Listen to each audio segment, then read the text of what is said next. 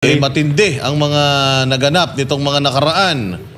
Yung kahapon na pinag-usapan natin, Inday Sara, siya ay hinugutan ng security. Tapos kanina merong video na umiikot sa social media na hinihingi banat ba yung reaction ni General Marbil.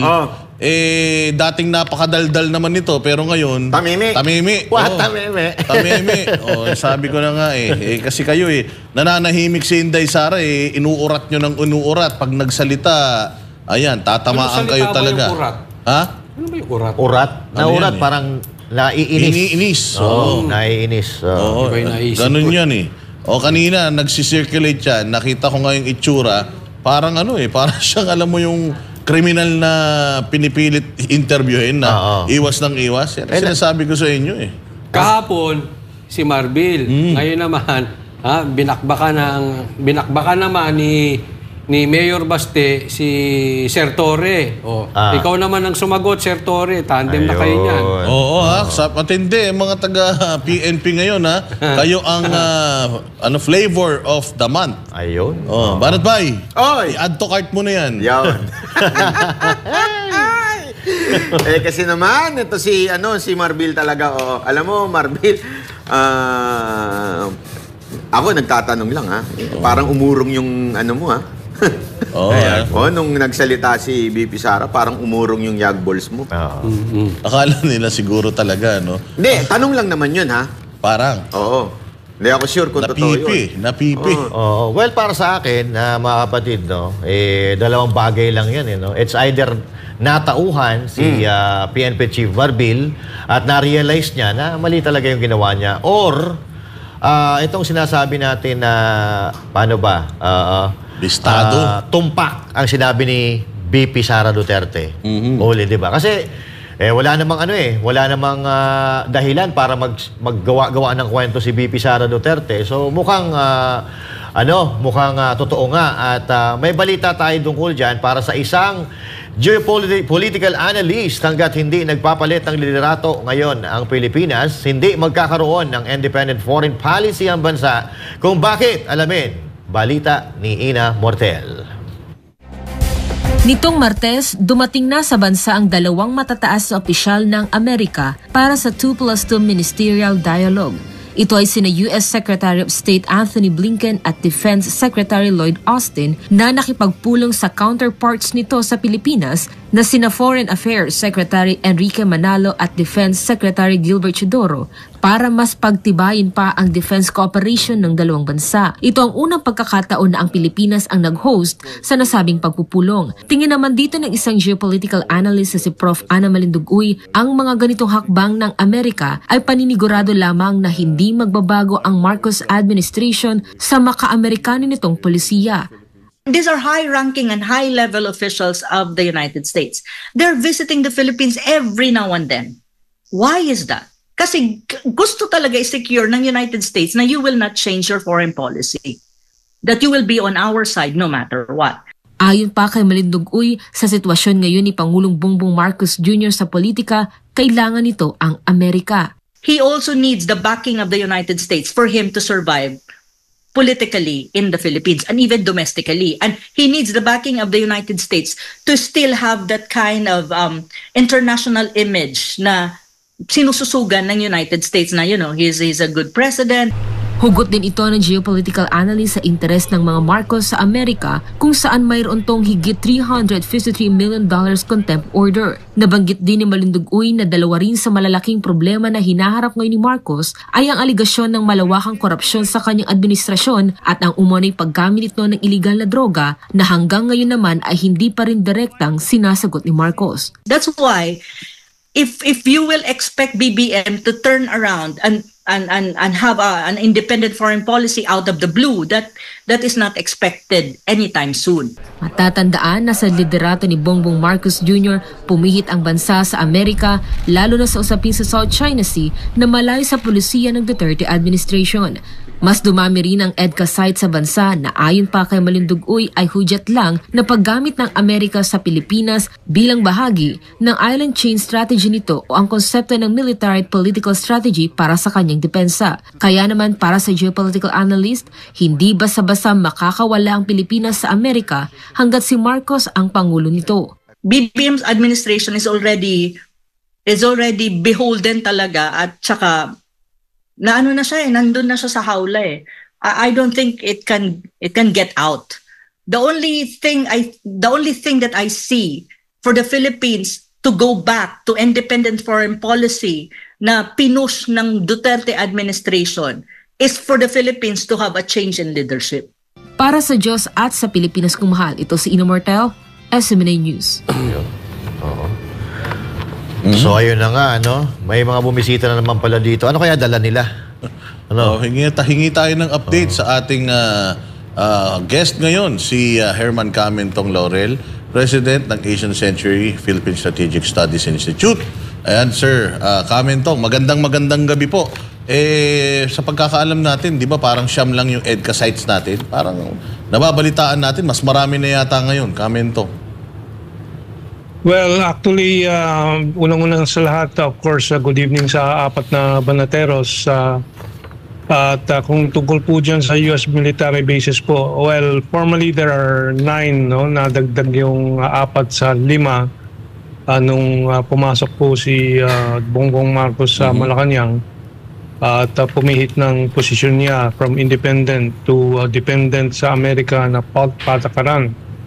Pero meron pong mga sub-bases po yan, mga radar stations and so on. Yung iba natuturing base militar, kaya din po nadadagdag po. Iba-ibang bilang ng iba, may 15, mayroong 18. And nakakalat po sa buong Pilipinas.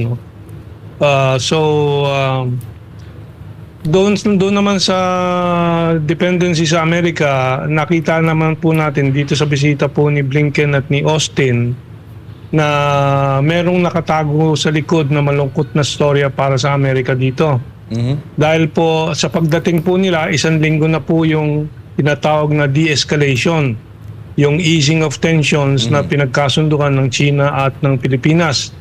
Makaraan ng 1.5 taon, 16 months to be exact, from February of 2023, nilunsad ng Amerikano at ng Amerika pala, kasabot po ang kanilang mga US proxies dito sa Pilipinas. Alam naman natin kung ilang mga pangalan po dyan na nagtutulak po ng ating pagka-alipin sa Amerika.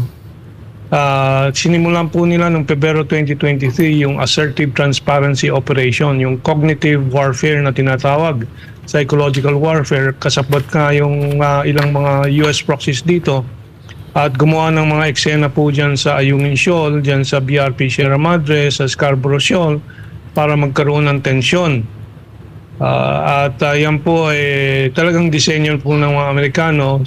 Ang kanyang project officer po dyan ay si ex-US Air Force Colonel Raymond Powell ng US Naval Research Office. Magandang pangalan para sa Naval Intelligence po ng US yun.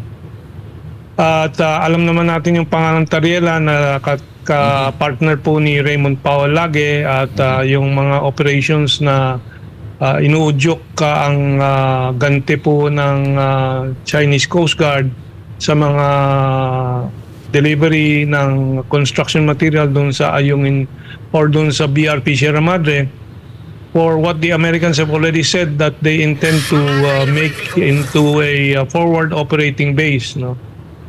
So suma total, meron pong balat po itong bisita po ni Austin at ni Blinken. Ito po yung second de-escalation. We can say that the DFA, the Department of Foreign Affairs, has succeeded sa likod po naman ng agresibong pagtutulak po ng Department of National Defense at ilang mga factions sa Armed Forces of the Philippines and Philippine Navy na sumunod sa Amerikano. Ang Department of Foreign Affairs naman po ay nagpilit na mabalik po sa pag-uusap sa China para magkaroon po ng paghuhupa ng tensyon dyan sa South China Sea. at daan-daanan sana mabalik po sa normal ang relasyon natin sa iba't ibang mga bansa. So, parang ang sinasabi nitong report na to, nagulat ang ating presidente sa kanilang pagbisita. Meron tayong de-escalation efforts, talks with China, at naging successful yung ating resupply mission ng walang aberya itong nakaraan. So, ano tong punta nila dito? Ang dating sa amin ang punta nila dito parang, Pilipinas, hindi yan yung pinag-usapan natin Di ba dapat magulo dyan? O bakit nakikipag-ayos kayo? Parang ganun ang dating sa mga ordinaryong Pilipino Yes, and magandang balita po yan, no? But this 2+2, matagal na pong naka-schedule po yan. This is not the first 2+2 meeting. Ito ay regular po na dinadaos, parang formal na ceremonial meeting para mabigyan po ng public seal of approval yung kanilang mga pinag-usapan. In this case, yung mga intelligence arrangements daw between between the United States and the Philippines. And nalalathala nga ngayon yung $500 million na pondo na iuukol daw ng Amerika sa Pilipinas. Pero actually ay tawag ko po dyan big swindle, kasi po may $125 million for the first year daw for construction of facilities in the bases, pero that is for America's use and not for the Philippines, and not for Filipinos. And of course, nung nagsimula po yung nung binebenta po nila yung proposal for the additional US bases, sabi po nila na may mga magagandang intention naman daw yung EDCA bases na yan, tulad ng tulong pagdating ng sakuna, maging sanctuary pagka may dating ng mga disaster. Pero dumaan po itong disaster ng baha po itong nakaraang linggo. Hanggang ngayon po, wala pa pong konkretong naitutulong po ang Amerika na mga relief goods and other support for the victims of the massive flooding dito sa ating bayan. Samantalang ang China, si Ambassador Huang Xilian has been very active from the very first hour of the crisis. Umiikot po sa Metro Manila at nag-deliver po ng mga relief goods. So itong inuulat na 500 million is a big swindle. Kasi sa totoo lang po, they are utilizing these US bases inside Philippine military bases without rent. At tayo pa po ang nagbabayad ng kuryente, tubig at ibang mga facilities po nitong mga Amerikano dito sa mga base militar sa loob ng Philippine military bases. So it's a big swindle. Di natin napapasok, Kamentong, itong mga base militar na ito. Meron nga kaming narinig na kwento mula kay Ka Eric na meron din daw mga Amerikano mismo dito sa ating Camp Aguinaldo na may mga binabantayan na mga kagamitan dyan at ultimong yung mga militar natin ay off-limits dyan sa lugar na yan. So, yan ay standard policy po ng mga Amerikano sa pagdating po sa mga military bases po nila. Except in some countries who insisted that may right na mag-inspeksyon ang sovereign country over these facilities. Dito sa atin hindi po tayo nag-insist na meron tayong right to inspect. Kaya po yan ang pinakamalaking peligro. Alam naman po natin nagpasok po ang Amerikano ng Typhoon missile launchers that are capable of also launching Tomahawk cruise missiles and other missiles, including nuclear-tipped missiles. Malaking peligro pong dala po nitong mga ito. In the first instance po ng pagdala po nitong Typhoon launchers, sabi para sa military exercise lang, military drill ng balikatan. Pero tumagal, naiwan po rito na dahil sa pressure po natin, pressure from Senator Amy Marcos na sabi niya, nakakatakot itong mga launchers na to. Meron dyan sa Ilocos and so on. Napilitan pong umamin ng AFP na nandidiyan nga at tatanggalin naman daw by September, but lately inaatras na naman at sabi baka magtagal pa po naman nanatili yung mga missile launchers dito. So maraming mga problemang ganyan. Kamentong, Yes, question po, Ito pong EDCA na ito is, kung matatandaan natin, ito daw ay makakatulong sa mga disaster response. Yun na nga. Which is hindi natin po nakikita ngayon. Pero maliban po dito sa sinasabi nila, ipinangako na hindi naman natupad itong sa response nga ito sa mga bagyo, sa mga disaster sa Pilipinas, meron pa po ba kayong ibang nakikitang pakinabang dito sa EDCA na ito? Pakinabang ng Pilipinas? Wala po talagang pakinabang except for some military Filipino military leadership na may mga interest doon sa mga kontrata sa pagtatayo po ng mga facilities ng mga Amerikano. Maaari pong maaambunan po yan ng mga komisyon, mga kontrata. Even in the supply of military equipment to the Philippine Armed Forces, kung meron man po galing dyan sa mga dyan sa 500 million na yan, meron ding mga posibleng pagkakitaan po ang ilang mga military personnel, including our politicos. So, but nakikita naman natin para sa taong bayan, para sa ekonomiya, halimbawa, nung probinsya na may 2 base militar ng Amerikano po dyan, yung Cagayan Province, anong pakinabang? Zero. Hanggang ngayon po. So, yan ang malaking problema po ng ating mga host provinces dyan sa mga base militar. And there are side effects from such military bases that we can see already in other countries such as Japan, sa Okinawa. Yung poisoning po ng mga environment po nila dahil po sa mga sari-saring mga chemical po na dala po ng mga weapons na yan. In fact, danger of nuclear leaks and so on. No? So we don't know when we're going to start facing all these other dangers from the presence of these U.S. military forces inside our Philippine bases ng American bases. Kamentong, no? I-stress lang po natin itong tulong na nakukuha natin sa iba't ibang bansa, no? Kasi dito sa Pilipinas, pinoproject natin na medyo kaaway natin ng China, no? Inaaway natin ng China, tapos itong Amerika, kakampi natin, no? Pero lumalabas ngayon na yung inaaway natin or tinuturing nating kaaway, yun ang unang-unang nagbibigay tulong sa ating mga kababayan pagdating dito sa mga pagbagyo-bagyo, baha-baha, no? So gusto ko lang po malaman ng ating mga kababayan kung ano talagang totoong nangyayari sa ating lipunan. So ano po ang masasabi nyo dito? Well, nasasabi nga, may kasabihan nga sa Chino mismo, no, na ang mga kalapit bahay, kapitbahay, or in this case, kalapit bansa, ay mas mahalaga kaysa mga kapatid na nasa malayo. Kasi kung may halimbawa sunog sa tahanan, sa bahay, sinong makakatulong? Hindi po kapatid na nasa malayo, kundi yung mga kapitbahay. Correct. And of course, China has been our neighbor for the past 2,000 years. At ni minsan po walang talagang pagkakataon na nanakop po ang China. They have been very powerful in the past centuries, but they have never invaded the country, they have never occupied the country. Puro pananakot lang po. In fact, ang China po ang kakosa po natin nung panahon ng Katipunan laban sa kolonyalismo. Nagtulungan po si Mariano Ponce with Sun Yat-sen of China. At si Sun Yat-sen ang nag-areglo ng shipment ng armas para sa Katipunan.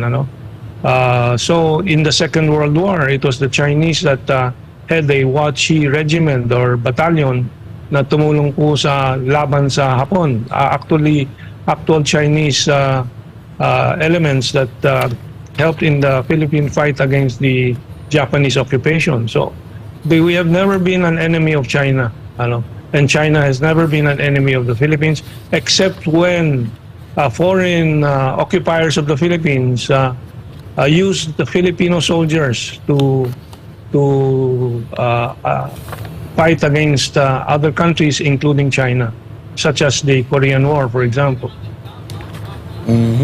Ayun, nako. Maraming salamat po, Kamentong, sa inyong napakagandang paliwanag. Last message na lang po para sa ating mga kababayan, lalong-lalo na yung mga hindi masyadong interesado dito sa mga balitang ganito. Kasi napakadaming issue ng Pilipinas eh. Gaano po ba ito kaimportante sa ating mga Pilipino at sa ating soberanya? Well, itong issue po na ito ay life and death para sa Pilipinas po. Ano? Dahil po lalong-lalo na sa panahon ngayon na hindi na po ordinaryong gera ang magiging gerang susunod. No? Nuclear na po. No? Ubus po ang Pilipinas. Hindi lang po tulad ng Second World War, mga bomba-bomba lang. Devastated na nga ang buong, buong Manila noon. Durog ang Manila in a new war that we are in danger of facing if we if we allow ourselves to be used by the Americans like in Ukraine and in other countries. No? Ginagamit lang nila yung mga ibang bansa na kaalyado daw nila. Tapos iiwanan nila. Yan po ang life and death issue po ngayon tungkol dyan sa base militar. Kaya po kami, with other forces na Filipino patriots, we're trying to prepare a petition against the Supreme Court para ipatalsik po ang mga base militar na to. Dahil malinaw sa ating saligang batas na bawal na po after the new constitution, itong mga foreign troops and foreign military bases sa loob ng teritoryo ng Pilipinas. No? This is life and death, I want to stress. Di ba po dyan, ito'y hadlang po sa development po natin. Habang may tensyon po ang Pilipinas, or sa paligid ng Pilipinas, sino namang investor ang papasok po dito? Tama. At naiiwan po tayo ng ASEAN at iniiwanan po tayo ng ASEAN dahil po allergic ang ASEAN sa tensyon at sa mga bali-balita tungkol sa gera. Ayaw nila po yan. Tayo lang po itong 1.5 taon na pumayag na pumasok ulit ang mga Amerikano makialam. Pero nagpapasalamat din ako kahit paano sa tulong po ng SMNI, sa tulong po ng ating mga kaibigan sa Mindanao, mga Dutertes po, doon sa tuloy-tuloy na pagtutol po natin dito sa US military bases at yung sa buhatan ng ilang US proxies sa ating gobyerno with the Americans to destabilize our relationship with China and other countries. Salamat po, tayo nagtagumpay at napilitan po na ang BBM administration ay aminin na kailangan ulit kausapin ng China at ngayon, naging resulta maging magandang rotation and resupply mission itong nakaraang Hulyo 27. And sana tuloy-tuloy na po ito. Okay. Maraming salamat pong muli. Kami itong Laurel, President ng Asian Security Philippine Strategic Studies Institute. Magandang gabi. Magandang gabi po. Thank you. Uy, sa totoo lang, medyo disagree ako ng konti doon. Sinadyan pa pala si Sir. Na walang benepisyo. Meron ano? Dadaming mistisos, mistisa. Ayun. Di ba? Dadaming mga ngayon dyan, afam na mga mistiso, Speaking of mistisa. Speaking of AFAM, meron daw mga nakitang mga naka-NBI na uniform Amerikano. na di umano ay hindi Amerikano, Lebanese pa. Lebanese? Naku po. Oo.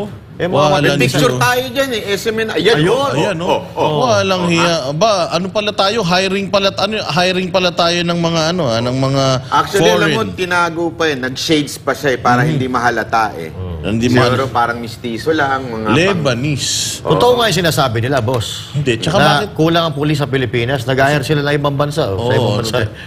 Kumuha na sila ng ibang lahi, Pero Import. May import din. Parang PBA. Parang basketball, may import. Ano kayang paliwanag ng NBI dito? Ito ba talaga ay NBI agent? Kasi suot-suot niya yung sombrero ng NBI at saka uniform. Ano mo kung ng agent siya NBI. ng bayan? Baka agent ng bayan yan. So, kaya NBI, Secretary Rimulya, kung nasan ka man ngayon, nagpapahinga o kung namamasyal ka, pakipaliwanag po ito, ano po ang ibig sabihin nitong picture na ito na kinakausap ng isang mistisong NBI agent. Kasi I would assume na taga-NBI ito kasi naka-uniforme siya Tsaka pwede na bang mag-hire ng foreigner ang NBI? Diba? Yun ang tanong dyan Kasi kung hindi, unfair naman pagka Pilipino nagsuot ng damit ng NBI o di kaya ng pulis, sinuhuli natin. Pero bakit itong foreigner na ito, nakasuot ng ganyan. Ibig sabihin, kung hindi yan official, ipaliwanag nyo ba't di nyo hinuli. Yun. Ngayon, pagka official naman yan, ipaliwanag nyo na nag-hire na ba tayo ng mga foreigner na para sa ating bansa? Kung halimbawa, consultant, pwede bang mag-uniform ng NBI ang isang consultant? Lalong-lalo na kung, syempre, pag consultant ka kasi, banat ba, hindi ka naman empleyado talaga eh. Oo. Hindi ba? Walang ano yun, Authority. non-contract yun. Oo. O non-contract yun. Ayun, no? Wala siyang authority. Ayun, may Hindi bagong Pinoy yan, Ay, may bagong Pilipinas sa ano. Oo. Pero speaking of bagong Pilipinas, napansin niyo yung sulat ni Inday Sara? Ay, oo. Wala nang bagong Pilipinas logo doon. Wala na. Tinanggal na niya. Talagang buwisit na Oo. ang ating agila. Oo, kasi May sinabi pa siya ngayon. May bago. Oo, may sagot siya ngayon. Sinabi niya kay Bato, kay Go, at saka kay Robin. Padilla na huwag niyo akong intindihin, hindi kailangan ng pera para proteksyonan, except yung family pamilya. ko. Oo. So, sana daw yung pamilya maproteksyonan at wag, yun lang naman ang kanyang concern. At ang NAIA o yung airport natin ay dininay na sa kanila galing yung picture Nako. na nakunan habang sila Inday Sara ay papaboard sa aeroplano. Yung picture kasi galing sa taas eh. Oo. CCTV yun. Mukhang malabong galing yan sa ordinaryong Pilipino. Actually, Ibig sabihin, nakaposte na yung camera doon. Yan actually yun, yung picture na yon, galing daw po, screenshot po yon, galing sa CCTV camera na ang may access ay yung mga security dyan sa airport. So now, ang tanong, sino naglabas nun? Pero madali lang po yan eh. Madali lang mahuli kasi lahat naman ng establishments ngayon may CCTV.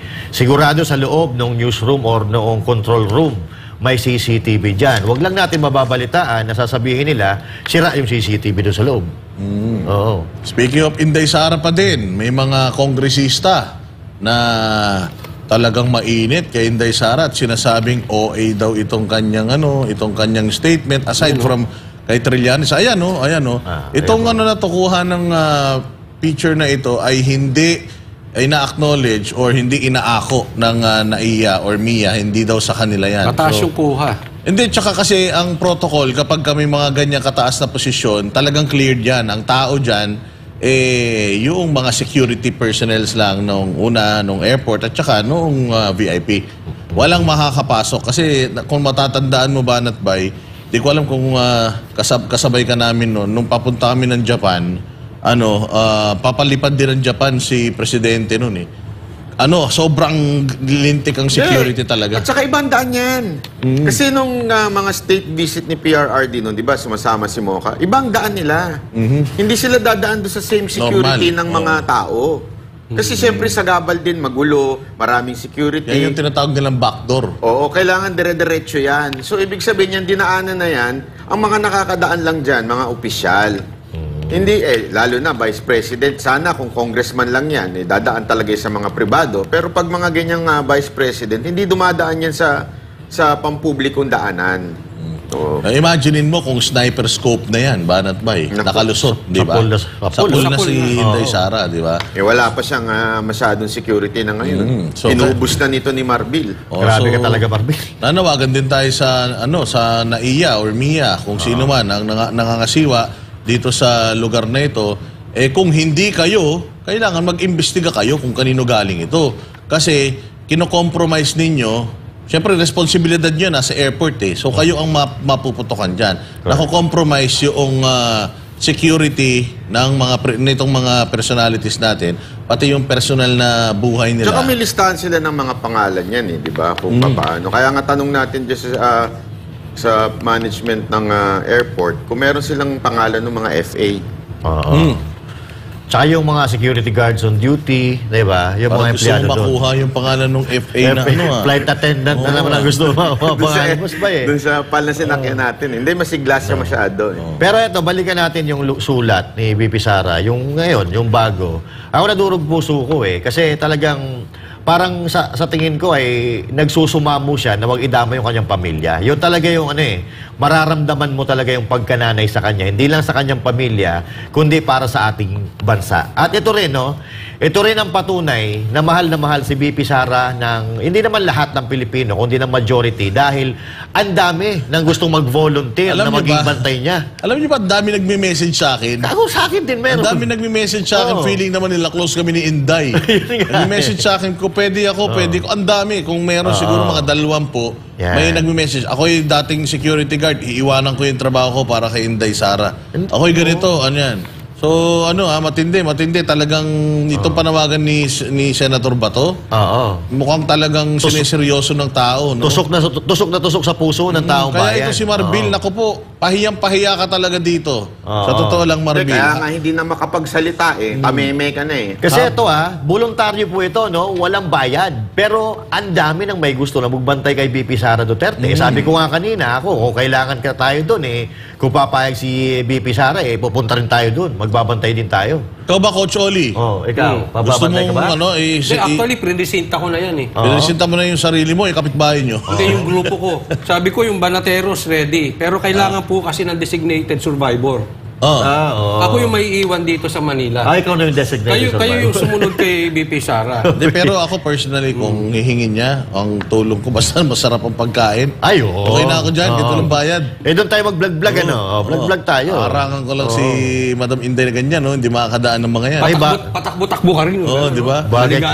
Bagay kayong dalawa ni Jay doon, Boss Dada, no? Yung mga anlalaki nyo Pero malaking sampal talaga ito kay General Patrolman Marbil. Patrolman ba yun? Sabi nga ni Jason parang patrolman na daw kung umasta. Alam nyo, nakakalungkot yung ganito, no? Hindi natin alam kung ito ay official. Official meaning pinag-usapan ng lahat ng security, yung security forces natin, ng AFP, mga police. Alam mo. Ang problema dito, baka may nag-utos lang. Nakakatakot yan. Huwag na tayong maglokohan kasi sinabi ni Senator Bato yan sa interview niya kagabi, kanila kanila Admar. Sabi niya, alam ko galawan dyan sa PNP. Alam ko galawan dyan sa krami. Hindi kayo kikilos nang walang utos sa inyo. Yun. So, ewan ko, baka kaya hindi na nagsasalita si Marbil, baka maisumbong niya ng di oras. Yun. Boss Dada, yung nabanggit nga dyan ito ay posibleng utos sa itaas. Ano ba to? Sino ba itong si itaas na to? Laging nababanggit kasi nung ni-raid yung kay OJC, tinatanong, asan ang inyong papeles, asa ng inyong warrant. Hindi, ito po ay utos sa itaas. Yan. Sino ba yung nasa itaas na yan? Kasi baka nasa... Baka high. Baka high. Kasi high. Sino yung itaas na yan? No? Ako, iniintay ko nga rin na bumagsak yung nasa itaas na yan para makita natin kung sino. High yan. Yan din yung sinasabi ni Senator Bato na nasa itaas. Merong umutos dyan sa taas. Pakilala nyo sa amin sino. Ang Moro National Liberation Front. Din sila, din sila. Sabi nila, kami na ang magbabantay kay Inday Sara. Ayan, nakikita niyo sa screen niyo. Malupit ito. Ito rin yung mga parehas na mga grupo na talagang nagsasabi na ipaglalaban nila si Pastor Apollo Kibuloy. Si Rolando Aziz. Aziz Monk, lagi natin nakikita yan dito nai-interview. So, ito mga to, legit to mga to. May mga training talaga to. Kasi ito yung mga... MNLF. MNLF to mga ito. So, kaya, magdahan-dahan po kayo kasi ang mga Dutertes na alam naman natin na talagang may nagawa at magagawa pa sa ating bansang Pilipinas, kung yan ang kakantiin nyo, abay, marami po kayong makakalaban yan. Yung mga tao nagmamahal sa kanila, mga supporters, lalo na yung mga taga Davao, taga Mindanao, hindi yan basta-basta pababayaan. Hindi nila pababayaan ng mga Duterte. Pero alam mo sa akin, yung binanggit nga ni BP Sara, kasi ito yung nagiging kultura na yon Kultura na ito doon sa mga ensimada. Yung mga nasa kabila, sa madaling salita, kultura na yung ang binabanatan talaga personal. Kaya nga sabi, alisin ninyo dito yung aking asawa, sabi ni BP Sara, yung aking mga anak. Ewan ko ba, kasi kadalasan, yun nga ang atake.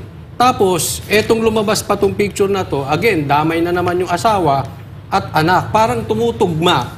Tugma yung kanilang mga vloggers, tugma yung mga atake sa itaas.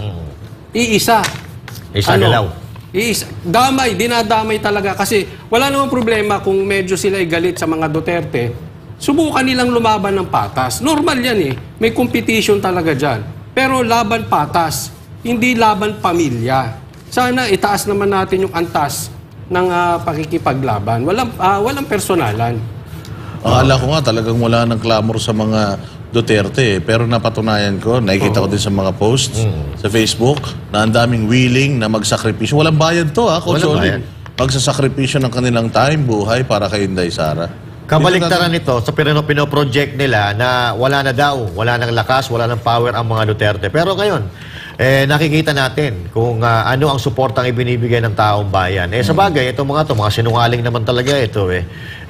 Pinapaniwala nila yung mga tao sa mga kasinungalingan nila, katulad yung nangyayari dyan sa Davao. Kanina nga, napapanood ko sa interview, yung si Councilor, yung na-interview natin dito, pinagtatawanan lang niya yung mga paliwanag ng mga kapulisan dyan sa Davao na bali-baliko yung paliwanag na ang daming butas. May bago pang balita, gusto daw sampalin ni Baste. Yung Region 11, Director.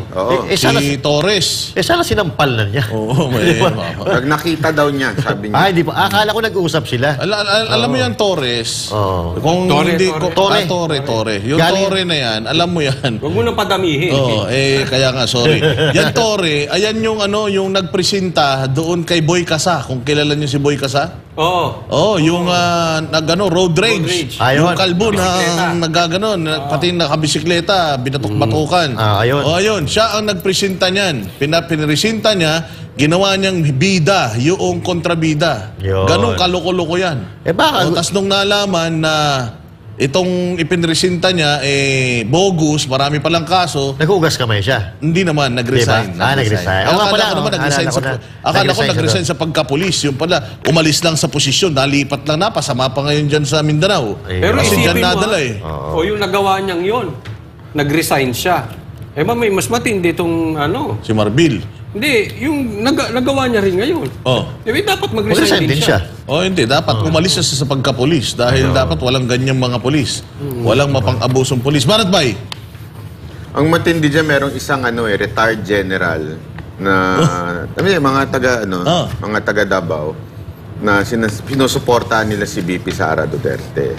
Kaya nga alam nyo, tanong ko lang naman to sa vlog ko kagabi, na ano kaya ang reaksyon ng mga military dito sa ginawa sa kanya. Kasi tandaan nyo si BP Sara Duterte, opisyal ng military ho yan. Yan po ay, hindi ko alam kung anong tawag sa kanila, pero yung pagiging service niya, meron siyang posisyon sa militar. So, sigurado ko, dahil sa ginawa nila yan, medyo yung ibang mga military, ayan yun, no? Mga concerned retired general sa Davao Region. Galing talaga ng SMNI. Ang bilis ng Ayun. Dapat, nandito si Willie. Bigyan ng jacket yan. Ayan ang sinasabi nila na parang sinusuportahan nila. At alam niyo, maraming kaya nga ako nag-aantay ako sa more reaction from the military supporting BP Sara Duterte. Speaking of retired generals, Banat Bay, may balita tayo, pati mga retired generals, hinugutan ng marami. Police escorts. Basta maka-Duterte ka, huhugutan ka. Hindi, actually, lahat nga daw Lahat? Kahit walang pakialam sa politika? Lahat, binuno, parang mga Antibay. ipin. Para tayo nasa martial yan. Kulang na kasi yung mga security sa mga Chinese, Pogo, Ayun Kaya lang. nilipat muna doon. Yun lang. Baka kulang ang pulis, sabi nila kulang daw ang pulis Baka kaya kulang pulis, ayaw na magpulis. Kasi kung miski naman ako, magpupulis ako, tapos kayo, mga opisyal ko, mga loko-loko kayo, wala hindi na na. ako magpupulis. Mawawalan ka Diba? talaga ng gana. Kaya talagang bumababa na yung credibility. Sabi nga nila kumbaga pinaghirapan ni PRD na itaas yung antas ng tiwala ulit ng tao sa pulis. Tapos ngayon, saglit lang nila kinuha. 2 taon pa lang, parang nabura na lahat Binaboy nila yung magandang reputasyon ng pulis. Damay lahat Damay lahat. Hindi naman lahat ng pulis ganyan Pero, syempre, kung yung pinuno mo, loko-loko, ano iisipin sa mga... Kaya nga sabi natin, di ba, pag nagpupunta tayo sa KOJC, tuwan-tuwa tayo dahil yung mga tao, mababait, yung mga tao, obedient. Kasi ganun ang leader nila. Prutas ng leader. Ayan, Alam mo kung anong sabi ng mga retired general? We demand explanation. Yun ang ano, from Romel talaga, from the PNP chief. Romel na nga lang pangalan mo, sir, Mag-resign ka na, Romel. Alam ko naman na maganda pinaghirapan mo yung iyong career mula nung ikaw gumraduate sa academy hanggang ngayon. Mantakin mo kung kailan ka palabas, doon ka pa nadumisan. Alam mo, sir, dahil lang sa pagsunod mo sa mga maling utos. Yan. Kung ako sa'yo, kung ayaw mo, masira pa lalo pangalan mo, at sigurado ako, marami pa silang ipagagawa. Alam ko kasama yan kaya siya ginawang hepe. Kasama yan. Ikaw ang gagawa ng mga maduduming plano nila. Kung ayaw mo, umalis ka na dyan. Hindi ka na para dyan, sir. Sayang. Alam mo, naalala ko yung yung kay Magalong. Naalala niyo yung pelikula ni Magalong? Diba? Meron part doon na dapat magiging PNP chief na si Magalong. Yes. Pero siya nag-imbestiga. Oo, inimbestigahan niya yung sa SAP, di ba? Kaya lang, doon sa SAP, nilaglag niya talaga yung si Pinoy. So sinabi niya meron talagang accountability yung presidente. So, kapalit dapat nun, yung baging PNP chief siya. Hindi niya pinagpalit. Pinag-retire siya ng maaga. Oo, pinag-retire na lang siya ng maaga. Ibig sabihin, hindi ko inaangat si Magalong Ibig sabihin, talagang nangyayari yung ganyan. So, malamang sa malamang pero hindi tayo sigurado. Baka yan ang yan ang ex-deal kay Marbil. Gusto mo maging PNP chief, sumunod ka sa lahat ng iuutos namin kahit babanggain ng mga Duterte. Yun kaya yun? Sa tingin ninyo? Parang ganun nga. Comment kayo kung sa tingin nyo ganun. Parang ganun lumalabas, boss ba? Kasi hindi naman yan kasama sa pinagpipilian na magiging PNP chief kapalit nung nakaraan. Di ba? Wala siya doon sa pinagpipilian. Kaya nagulat nga tayo, siya yung nailagay doon. Di ba? Anyways, patungkol naman dito sa mga iba pang issue natin. Nako, yung hearing. Dalawang hearing na maganda ang natunghayan natin itong linggo na to. Yung una, yung hearing ni PRD, hearing ng War on Drugs sa Congress, parehas na walang kwentang hearing. Tapos ito naman, yung sumunod, yung hearing naman sa, yung POGO, na kung saan ay naimbitahan at lumutang na si Harry Roque, bilib na bilib, napang-standing ovation kay Harry Roque. Pero dito muna tayo sa Congress. Matapos ang ikalimang pagdinig ng House Committee on Human Rights sa umano'y extrajudicial killings ng war on drugs ng Administrasyong Duterte, ay pinuna ni Atty. Salvador Panelo si dating Senadora Leila de Lima at si Solicitor General Menardo Guevara sa kanilang mga naging pahayag sa komite. Kung ano ang mga ito, alamin sa report ni Sara Santos. Our current administration has been saying repeatedly, we are not recognizing the jurisdiction of the ICC. Hindi kami makikipag-cooperate kasi wala na daw jurisdiction. Mali nga po yung posisyon na yon. Yung mga sinasabi niya, like number one, mali daw ang posisyon. Siyempre, mali ang posisyon kasi gusto niya pumasok ang ICC.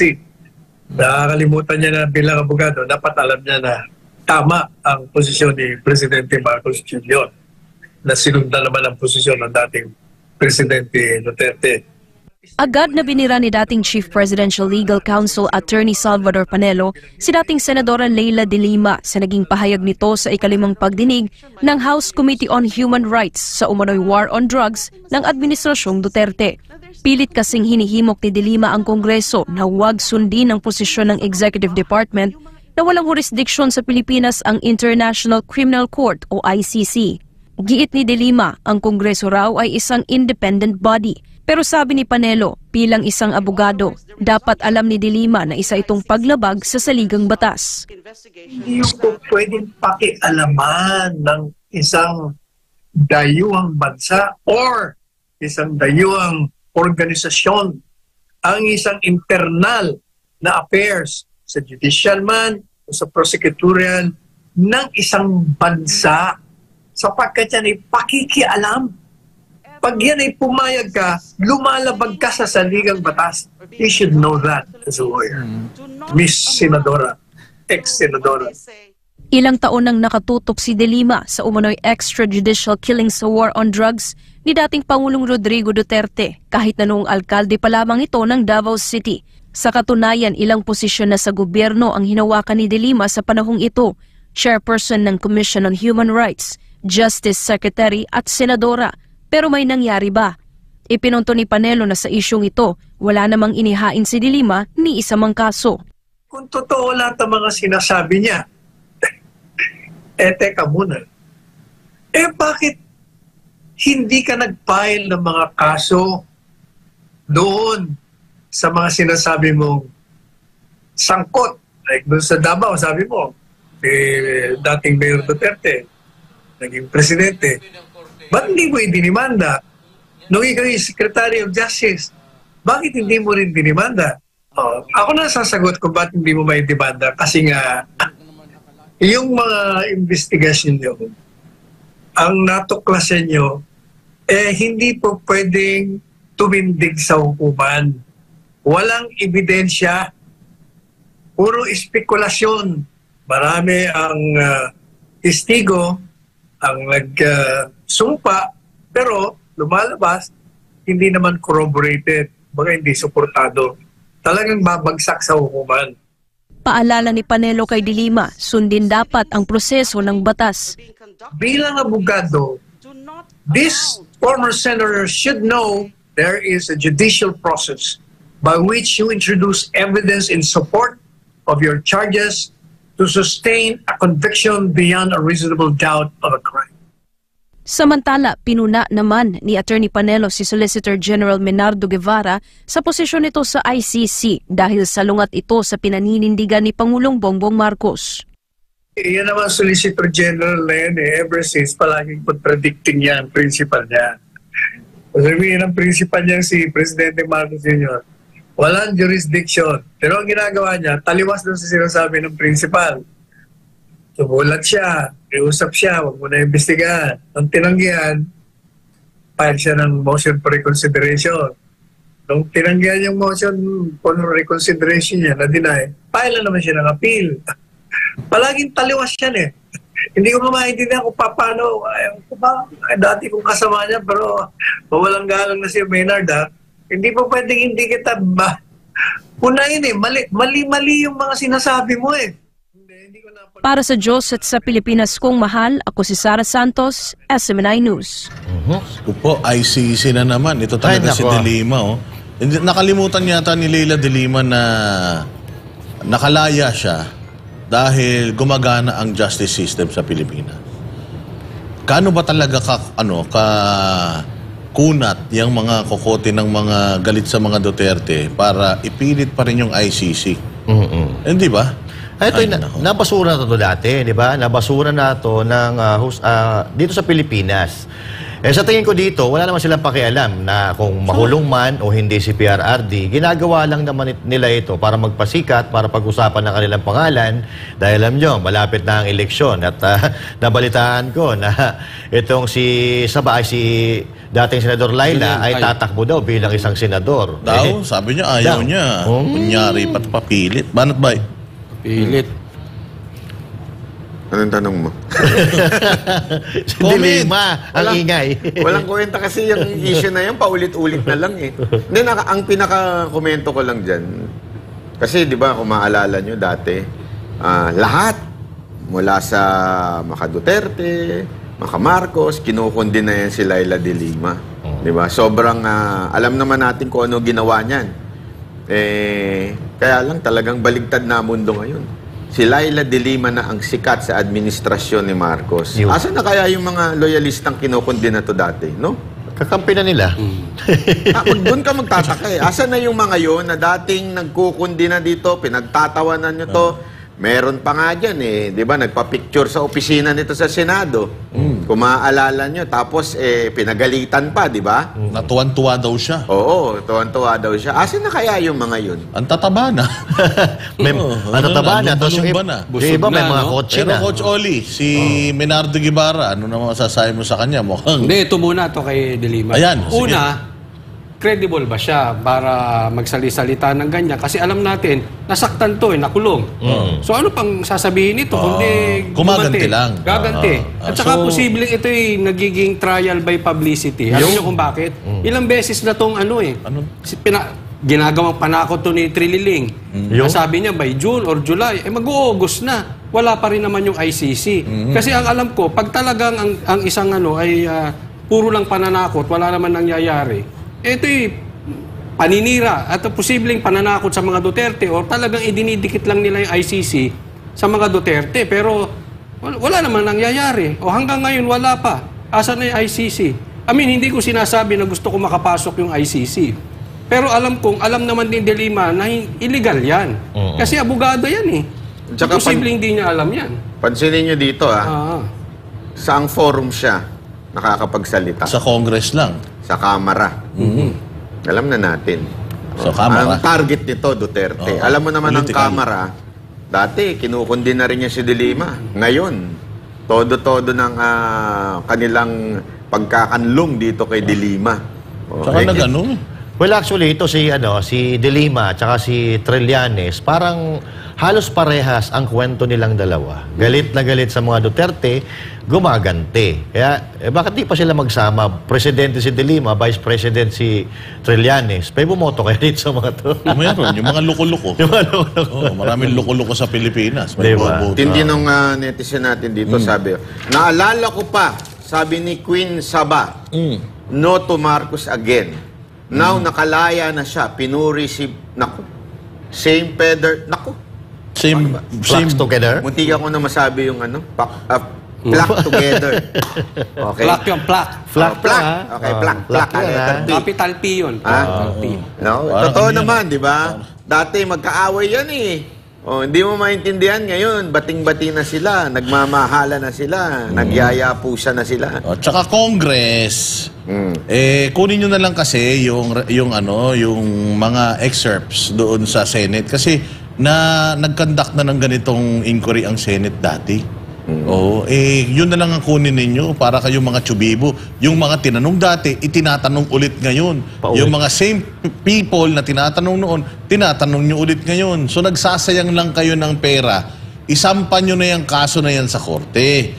Para, tapos na, para maglaban-laban na yung mga abogado nila, hindi yung... Hindi, sasalsalin muna nila yan para...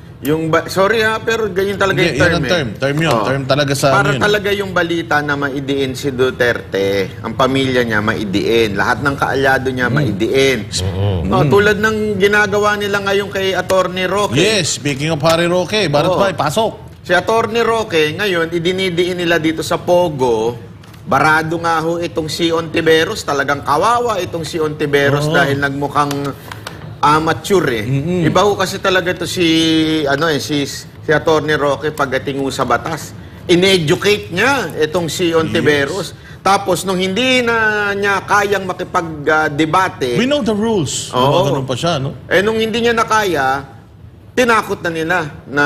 I-contempt. I-contempt. Ganun sila kahinang mga nilalang. Ito, pinigilan daw magsalita si Attorney Harry Roque. Yan mismo naging salubin ng dating tagapagsalita ng Malacanang nang dumalo siya sa pagdinig ng Senado sa issue ng illegal na Pogo sa Porac, Pampanga. Giit ni Roque, ayaw siyang pagsalitain. Actually, pinagsasalita siya, pero bumabara ito si Ontiveros. Sabi, narito ang balita ni Jade Calabros. Ayaw marinig ng Senado ang mga bagay na hindi nila gustong marinig. Yan ang ipinunto ni dating Presidential Spokesperson Attorney Harry Roque matapos daw siyang pigilang magsalita sa pagdinig ng Senate Committee on Women, Children, Family Relations and Gender Equality na pinamumunuan ni Risa Hontiveros kaugnay sa investigasyon ng illegal na Pogo sa Porac, Pampanga. Ani Roque, pilit siyang iniuugnay ng senadora sa Pogo Lucky South 99 kahit na wala naman siyang kinalaman dito. Una-una, ang lilinawin ko po, yung mga bagay-bagay na pinigil ako ni Senator Ontiveros sa sabihin. Ang unang-una is, sinabi ko na nga na bilang isang officer of the court at bilang isang tao na under oath sa Senado ng Pilipinas na ni minsan, hindi ko po na-meet, hindi ako nakipag-transaksyon sa kahit sino na taga Lucky South. Kaya nga po, tinatanggi ko na ako ay abogado. Bagamat gustoan niya nitong maging abogado ng kumpanya upang questionin ang illegal na search operations ng mga otoridad sa Lucky South 99, ay malinaw naman daw na hindi kukuha ang mga ito ng abogado na kalaban ng kasalukuyang gobyerno. Kung tutuusin, gusto ko maging abogado ng Lucky South. Kasi yung raid na ginawa nila sa Porac, lahat po ay unconstitutional gaya ng ginawa nila dyan sa premises ng KOJC. Bakit? Sinalakay po yung Lucky South sa pamamagitan ng isang search warrant na Bulacan Court ang nag-issue. Wala pong jurisdiction ng Bulacan Court sa Pampanga. So ibig sabihin, pinasok nila yung property, sinalaki nila yung property na wala silang lawful search warrant. Kaya nga sabi ko, sana kunin ako ng Lucky South para ma-question ko yung constitutionality ng raid na yan. Kaya lang, ang totoo, dahil ang Lucky South ay Chinese, hindi kukuha yan abogado na kalaban ng gobyerno. Ang gusto nila, yung abogado na malapit sa gobyerno. Isa rin sa binigyang linaw at kinwestiyon ni Roque ay ang isrumiting dokumento sa PAGCOR kung saan head daw siya ng legal team ng Lucky South. Minasama niya na sabihin ko na under the rules of the Senate on legislative inquiries, ang rules of court find suppletory application. And according to the rules of court, ang isang pribadong dokumento hindi po pwedeng maging ebidensya sa mga nilalaman niya nang walang testimonya ng tao na nakakita nung pag-execute ng dokumento yon, o di naman kaya yung tao na mag-identify ng lagda niya. Kung naalala nyo, yan ang ginawa ni Agent Morales, no? Yung papel na PIDEA leaks, sinabi niya, pirma ko yan. So ganyan po ang proseso sa rules of court kung gusto mong patunayan yung katotohanan ng mga nakasaad sa isang pribadong dokumento. Hinamo naman ni Roque si Hontiveros na patunayang si Cassie Ong ang gumawa ng dokumento kung saan kasama ang pangalan niya, habang dapat naman anyang ipaliwanag ng PAGCOR ang tungkulin ng service provider sa mga POGO hub. So marami siyang mga maling conclusions na hindi dapat naging conclusions dahil ito po'y labag sa rules of court na kabahagi rin ng rules of the Senate on legislative inquiries. Para sa Diyos at sa Pilipinas kung mahal, ito si Jade Calabroso, SMNA News. Napakalupit ni ni Harry Roque. Kasi kung mapapansin si Harry Roque pag nagmo-vlog, medyo kalmado lang. Pag nagsho-show dito, kalmado lang. Iba pala si si Secretary Roque kapag ang usapan batas na talaga, no? At actual na pukpukan talaga yung maharapan.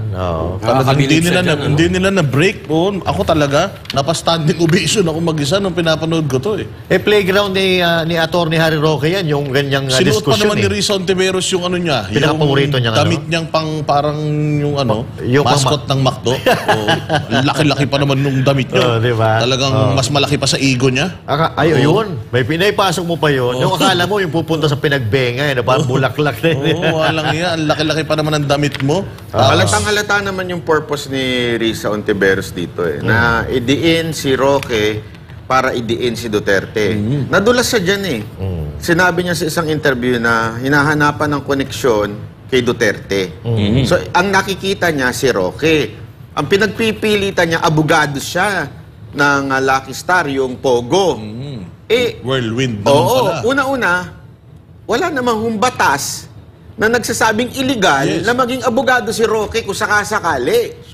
Abogado siya Kaya nga, trabaho lang niya yun. Mahirap abogado ka, hindi ka abogado. Ang idinidiin kasi parang yung salitang dating opisyal. Yan yun Kung wala naman yung dating opisyal, sigurado ako di papansinin yan So yung dating opisyal na parang idinadating niya, tinulungan niya itong Lucky Star sa pahamalaan ni Pangulong Duterte. Ang sinasabi ngayon nito ni Roque, hanggang ngayon nga ayaw siyang kunin. Kasi nga, common sense dictates na ba't kumukukunin ng isang oposisyon? Kalaban ngayon to si Roque ng pamahalaan. Siyempre kung kukuha ka, kukunin mo yung yung same nasa administrasyon. Halimbawa si attorney congressman, ganyan. Si De Lima, gano'n, di ba? Halimbawa, gano'n. Yung mga kakampi nila. Si attorney Trillanes, yung mga kunin nila. Kaya walang sense yung pagdidiin ni Ontiveros kay Roque. Only si Roque ay para ma-connect kay Duterte. So si Risa talaga obsessed kay Duterte. Pareho sila ni De Lima, pareho sila ni Trillanes, obsessed kay Duterte. Pero na-expose itong si Ontiveros na walang alam. Lalong-lalo na sa batas. Correct. Kasi ipinapaliwanag pa mismo ni Harry Roque sa kanya yung rules ng Senate. Tapos sinasabi niya na, teka, alam namin yan. Senador kami, hindi. Ang sinasabi ni Harry Roque is, ako ay nandito bilang isang resource person. Kaya magsasalita ako, kaya lang meron siyang bodyguard. Matindi yung bodyguard niya, mahilig. Sabi ko nga may something yung bodyguard niya, may litsunan yan. Kaya siguro mainit ang ulo dahil mahilig kumain ng litsyon. High blood. Kaya siguro, na high blood. Ito si Gatchalian na talagang hinamon pa si Roque na iko-contempt kita. Salita ka ng salita, Si Roque yung nagsasalita, bat in yung chair. Ganun ba talaga dyan sa Senado? Alam mo, di ko maintindihan sa mga yan. Bakit imbita kayo ng imbita? Ayaw nyo naman pagsalitain. Parang gusto nila, mag-imbita ka, tapos gawin mong display dyan, tapos dikdikin natin, pero huwag nyo pagsasalitain. Ayun Tsaka talaga. tandaan natin na resource person. Hindi po siya accused person. Doon, resource person po si Roque. Kayo, ina-accuse nyo na. Kaya nga sabi ng ulit-ulit si Roque na sinasabi niya, nag-i-insinuate kayo Which is true naman. From the very beginning, yun na yung, bago pa magkaganyan, in-insinuate na si Roque ay abogado ng Lucky Star. Kayo ang nagbibigay ng idea na yun. Diba? So, wag na tayo magpaikot-ikot. Booking na yung plano ninyo na idikit yan kay Duterte. Kung ako kay Senate President, papahinto mo ko na yan.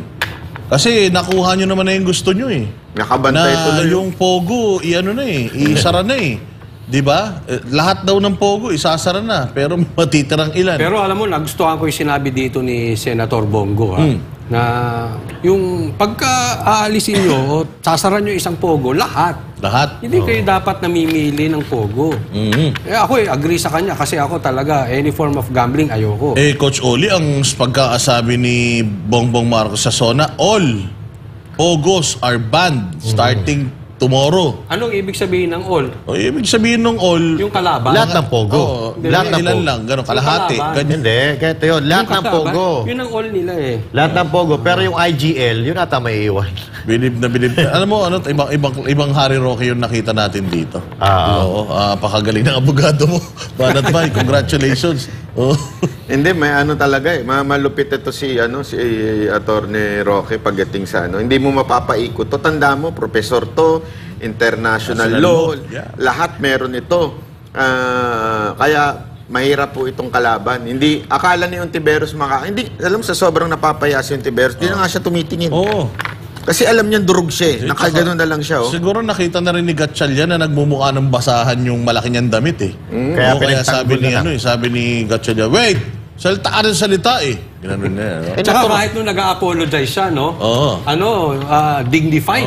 Apologies. Diba? Mga ganun-ganun pa. Hindi siya meron kasi pag nagsosorry, nagmumukhang kawawa. Ito hindi. Pinalalabas nila si Harry Roque na mali yung pagiging abogado. Kung halimbawa abogado siya nitong Lucky Star na to. Lahat kahit ikaw ay pinakamatinding kriminal, entitled ka magkaroon ng abogado. Sal Panelo, di ba? Abogado pa siya ng mga ampatuan. Alam niyo naman yung kaso ng ampatuan, talagang karimari-marim yun. Pero, so, di ba? Kasi trabaho ng abogado yan na talagang tumanggap ng mga kliyente.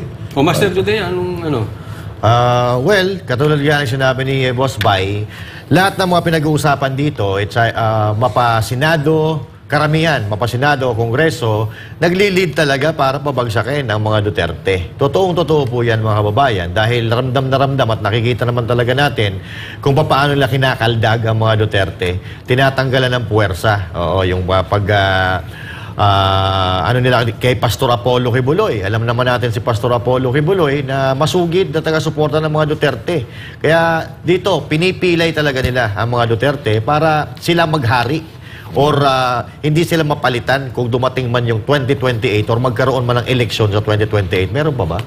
May eleksyon pa ba tayo? Pero alam mo, grabe Kasi di ba kung si BP Sara Duterte tinanggalan ng security, etong si Ontiveros, senador ang bodyguard.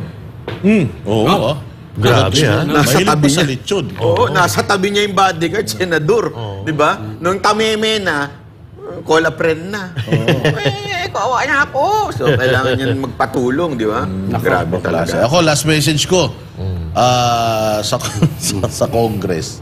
Walang iya. Gusto niyong magpakulong ng mga Duterte. Ipakulong niyo muna yung kasama niyong child abuser dyan. Nakasama niyo rin dyan sa panel. Si ACT Teachers Party List Congresswoman France yung tawag dyan? Guilty as charged doon child sa abuser. The child abuser Castro. Yan ang mangunahin nyo. Okay, sa kung sino-sinong mga inaatupag ninyong tsaka Marbil, mag-resign ka na. Kung ako sa'yo para hindi na lalong bumaho pangalan mo, dati nang mabaho yan, mas lalo pang babaho yan dahil exposed na kayo, pare-parehas kayo nila Torre, magsipag-resign na kayo, hindi na kayo dapat nandiyan dyan. Coming from a taxpayer. Badbay. Kayo muna. Anong inyong huling bago tayo kulong? Sige, bago tayo makulong. Sa'yo na lang yung kulong. Dito lang kami. Last message, puro rin lang naman kasi sinungalingan ang pinag-uusapan natin ngayon. Sinungaling na pulis, sinungaling na mga politiko. So, para sa mga sinungaling, may choice naman tayo Pero mas pinipili nyo na magsinungaling. Pero malalaman at malalaman pa rin ng taong bayan kung ano ang totoo. May sorry, okay? May sorry na salita, pero yung sorry nyo ay wala na yung kwenta kung may nasaktan na kayong tao. So, kung may pagkakataon, may choices tayo, piliin na natin yung tama. Diba? Sa tama, hindi ka magkakamali. Tama nga diba? Ikaw, Coach Oli. Sa akin, ito babalikan ko yung sinabi ni VP Sara na political harassment. Parang lahat ng ginagawa ng gobyernong ito ngayon ay doon umiikot. Itong Senate hearing sa Kamara, parang lahat yan, ang target, Duterte. Sana naman, asikasuhin natin ulit yung may kinalaman. Kasi, alam nyo, July na, mag-August na, talagang bibira na naman ng tag-ulan. Bagyo-bagyo. Ayusin nyo yan kasi pag umulan na naman at nagbaha na naman, mapapahiya kayong pare-parehas. Yan, pakiasikaso kesa kung ano-anong target nyo sa mga Duterte. Ayan. So, ako, pahuling ko lang is, meron pong press con ang KOJC sa August 1. Okay, so sana po ay panoorin natin para ma-update po tayo dahil importante po natin. Ayan. August 1, sana maimbita tayo ulit. Oy! Saya-saya niyan Kasi nung huling nandiyan tayo, parang alam mo yung somewhat naging light yung mood at saka napasalita natin si Banat Banat Nay. Ay, Banat Nay, ilan po sa inyo dyan, ha? Naku, mukhang makakasama na yata nila lagi sa panel yan. Magaling din magsalita So, ayan abangan po natin yan para magkaroon tayo ng update. Kasi, alam nyo, yung nangyayari dyan, nangyayari po sa buong Pilipinas. So, yung nangyayaring panggigipit sa KOJC, nangyayari po yan sa Davao City, nangyayari po yan sa mga kalaban dito, o yung mga oposisyon dito sa Metro Manila. Kaya pagmasdan ho natin yung galawan ng mga tiwaling pulis dyan, yung mga NPA, yung NYOR, police abuser, yung mga NPA dyan. Okay? So, hanggang dito na lang po muna tayo. Kita-kita po tayo uli mga banateros. Dito lang sa SMNI, pag tama, palakpakan, pag mali, banatan. Ako po si Banat Bay. At ako naman po si Coach Oli. Ako naman po si Boss Dada. At ako naman si Master Judea. Para sa Diyos at Pilipinas nating mahal.